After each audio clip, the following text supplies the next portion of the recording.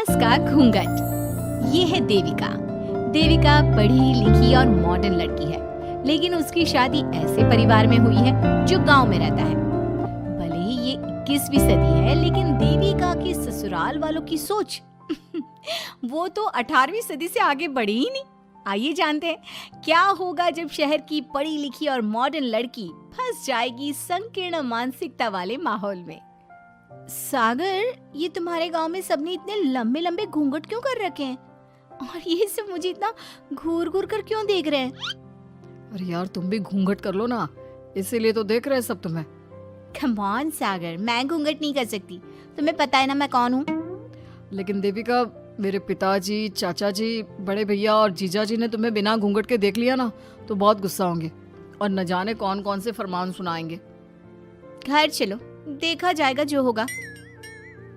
सागर देविका से कई बार कहता है कि वो घूंघट कर ले, लेकिन देविका सागर की नहीं सुनती और अपने ससुराल के दरवाजे पर पहुंच जाती है। जब देविका वहां पहुंचती है तो देखती है कि उसकी सास बिमला, चाची सास कम्मो और जेठानी सुजाता ने लंबा सा घूंघट कर रखा था, पर उनकी ननद वीना ने घूंघट नहीं किया हुआ था। लेकिन हाँ, उसने सर पर सलीकी के साथ दुपट्टा जरूर ओढ़ा हुआ था।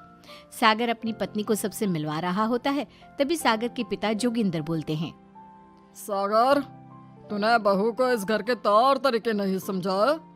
हमारे घर की औरतें बिना घूंघट के किसी पर आए मर्द के सामने नहीं आती और तू इसे ऐसे ही ले आया। पिताजी, मैं समझा दूंगा। वो नई नई शहर से आई है ना, इसलिए उसे पता नहीं है। सागर की बात सुनकर उसके चाचा जी महेंद्र बोलते हैं, ये बात तो तुझे गांव में कदम रखते ही अपनी बीवी को समझानी चाहिए थी। हमारा गांव में बहुत नाम है। तेरी बीवी ऐसे गांव भर में घूमेगी तो क्या इज्जत रह जाएगी हमारी। ये बोलकर जोगिंदर और महेंद्र वहां से चले जाते हैं। शाम को घर की सारी औरतें खाने की तैयारी करती है। खाना तैयार हो जाता है, लेकिन घर की कोई भी औरत खाना नहीं खाती। बहुत रात हो जाती है, तब देविका कहती है, सासू माँ, खाना बने हुए तो देर हो गई, रात भी बहुत हो गई है, हम लोग खाना क्यों नहीं खा रहे हैं? अरे बहू, ये क्या बोल रही हो? हमारे यहाँ घर की औरतें तब तक खाना नहीं खाती जब तक घर के मर्द खाना ना खा ले।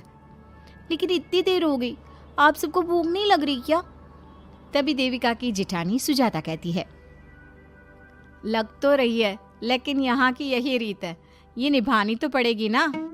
भाभी जी, ये रीत नहीं है, औरतों को प्रताड़ित करने का एक तरीका है। अगर इस घर के आदमी पूरी रात नहीं आए तो पूरी रात खाना नहीं खाओगी क्या? देविका ये बोलकर सीधा सागर के पास जाती है। सागर उसे समझाता है, देविका, यहाँ ऐसा ही होता है, तुम थोड़ा सब्र कर लो, पिताजी और चाचा जी आते ही होंगे, फिर हम सब खाना खाएंगे। सागर देविका को समझा ही रहा था, तभी देविका की ननद वीना आकर कहती है, सागर, खाना खाने आ जाओ, पिताजी और चाचा जी आ गए हैं। चलो देविका, तुम्हारा इंतजार खत्म हुआ। सागर खाने के लिए बैठ जाता है। जब सब खाना खाने बैठते हैं तो देविका भी बैठ जाती है। सागर धीरे से उसे कहता है, अरे देविका, ये क्या कर रही हो? तुम इस तरह हमारे साथ खाना नहीं खा सकती। मगर क्यों सागर, मुझे भूख लगी है, सब लोग खा रहे हैं तो मैं क्यों नहीं खा सकती? ये हमारे घर का नियम है, पहले घर के आदमी खाते हैं और बाद में औरतें। लेकिन सागर, हमारे घर में तो ऐसा कोई नियम नहीं है। देविका और सागर में बहस छिड़ जाती है। तब सागर का बड़ा भाई कहता है, सागर, तेरी बीवी को एक बार में समझ में नहीं आता क्या कि इस घर की औरतें मर्दों के खाना खाने के बाद ही खाना खा सकती है?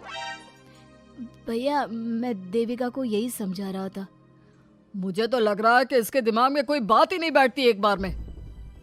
भैया, मेरे दिमाग में बात तब बैठेगी ना जब आपकी बात कोई ढंग की होगी। अरे आखिर क्यों घर की औरतों को आप लोगों की बात खाना मिलेगा? हाँ, अब से पहले घर की किसी औरत ने घर की किसी मर्द से इस लहजे में बात नहीं की थी, इसलिए वो सब देविका की बात सुनकर हैरान रह गए। तभी सागर की जीजा और वीना के पति कल्याण जी कहते हैं, ये क्या है सागर, इस घर की दीवारों को औरतों की इतनी ऊंची आवाज सुनने की आदत नहीं है।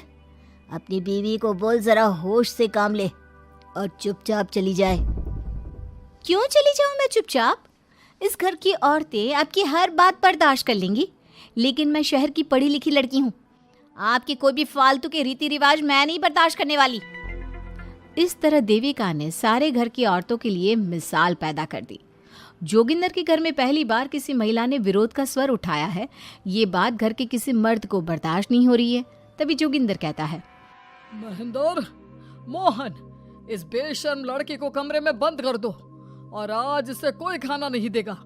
अगर किसी ने इसे खाना दिया तो मैं उसे जिंदा नहीं छोड़ूंगा। महेंद्र और मोहन उसे कमरे में बंद कर देते हैं और उसे खाना भी नहीं देते। रात के 3 बज जाते हैं। भूख की वजह से देविका को नींद भी नहीं आती। तभी उसे कुछ महसूस होता है। ऐसा लग रहा है कोई दरवाजा खोल रहा है, लेकिन इतनी रात को कौन हो सकता है? कहीं सागर तो नहीं? देविका उम्मीद भरी नजरों से दरवाजे की तरफ देखती है, लेकिन दरवाजा खोलने वाला सागर नहीं बल्कि विमला और कम्मो है। माँ जी, चाची जी, आप दोनों? बहू, ये ले, हम तेरे लिए खाना लाए हैं, खा ले। और ये बात ना तो किसी को बताना मत कि हमने तुझे खाना दिया है, नहीं तो हमारे मर्द मार मार कर हमारा बुरा हाल कर देंगे। माँ जी, आप यहाँ इतना घुट घुट कर क्यों रहती हो? देविका, अब तू भी इस घर की बहू है, तू भी हमारी तरह रहना सीख ले। इस घर के कायदे कानून अपना ले। इस घर के मर्द तो कभी बदलने वाले हैं नहीं बहू, तो तू ही बदल ले अपने आप को। माँ जी, बदलाव अच्छे के लिए हो तो हमें बदलना चाहिए, बेकार और बेतुकी की बातों का तो विरोध करना चाहिए। दोनों ने देविका को समझाने की कोशिश की, लेकिन देविका ने उल्टा उन्हें ही समझा दिया। इसी तरह एक दिन देविका किसी बात पर जोर जोर से हंस रही थी। तभी देविका की सास विमला ने उसे टोकते हुए कहा, अरे बहू, तू इतनी जोर जोर से क्यों हंस रही है? हमारे घर की औरत इतनी जोर जोर से नहीं हंसती। विमला अपनी बहू को समझा रही थी कि तभी महेंद्र बोलता है, अरे कम्मो, कौन है ये औरत जो बेशर्मों की तरह जोर जोर से हंस रही है? तभी कम्मो और देविका बाहर आ जाती हैं।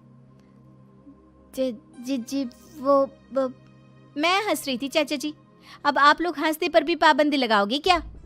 तुम जैसी बदतमीज लड़कियों से मैं बात नहीं करना चाहता, लेकिन कान खोलकर सुन लो, इस घर की औरतें इतना जोर जोर से नहीं हंसती। और हाँ, तुम्हें पहले ही बता चुके हैं कि इस घर की दीवारों को औरतों की तेज आवाज सुनने की आदत नहीं है। इस घर की दीवारों को आदमियों की ऊंची आवाज सुनने की आदत है, लेकिन औरतों की नहीं। चाचा जी, आपके घर की दीवारें तो बहुत दोगली है। हर पाबंदी औरतों के लिए क्यों चाचा जी? औरतें ये नहीं कर सकती, औरतें वो नहीं कर सकती। औरतें सांस ले सकती है या उस पर भी पाबंदी है? चुप हो जाना बहू, मत बोल और घूंघट कर ले। ये तेरे चाचा ससुर है, थोड़ा तो लिहाज कर। कम्मो के समझाने पर भी देविका चुप नहीं होती। वो महेंद्र से ऐसे ऐसे सवाल पूछती है जिनका जवाब उसके पास होता ही नहीं। महेंद्र गुस्से से सागर को आवाज देता है। महेंद्र की आवाज सुनकर घर के सभी आदमी बाहर आ जाते हैं। जी चाचा जी, आपने बुलाया? अपनी मुंह जोर बीवी को यहाँ से ले जाने तो कुछ अनर्थ हो जाएगा। क्या हुआ चाचा जी? तेरी बीवी जिस तरह से मुझसे बात कर रही है, छोटे बड़े की तमीज नहीं है इसे। कम से कम 7 दिन तक ये कमरे से बाहर नहीं निकलनी चाहिए। अगर इसे मैंने कमरे से बाहर देख लिया तो किसी की खैर नहीं, समझे? पर मैंने कुछ गलत नहीं बोला। सागर, जो सच है मैंने वही कहा है। देविका, चलो मेरे साथ। लेकिन सागर, मेरी बात तो सुनो। सागर देविका को वहां से ले जाता है। इसी तरह से कई दिन बीत गए। अब देविका अपने ससुराल में हर गलत बात का विरोध करने लगी, लेकिन जितना ज्यादा वो विरोध करती, उसके ससुराल वाले उस पर उतना ही ज्यादा अत्याचार करते। अब देखना यह है कि देविका अपने ससुराल वालों के अत्याचार को यूं ही सहती रहेगी। क्या उसके ससुराल में घूंघट में औरतों का दम इसी तरह घुटता रहेगा? अगर आप इन सवालों के जवाब जानना चाहते हैं ना, तो हमें कमेंट करके ज़रूर बताइएगा। और हमारी स्टोरी को लाइक, शेयर और चैनल को सब्सक्राइब करना ना भूलें।